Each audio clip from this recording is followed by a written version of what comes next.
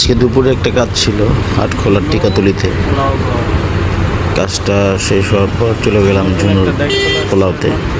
Authentic বাংলাদেশে 1 নম্বর মোরগ পোলাও, এখানে কোনো সন্দেহ নেই, নিঃসন্দেহে সবাই খেতে পারে। তো যে দেখলাম নাই, আমাদের ড্যাগ আসে না এখনও, কিছুক্ষণ পরে চলে আসছে। মাঝখানে আমি একটু বের হলাম,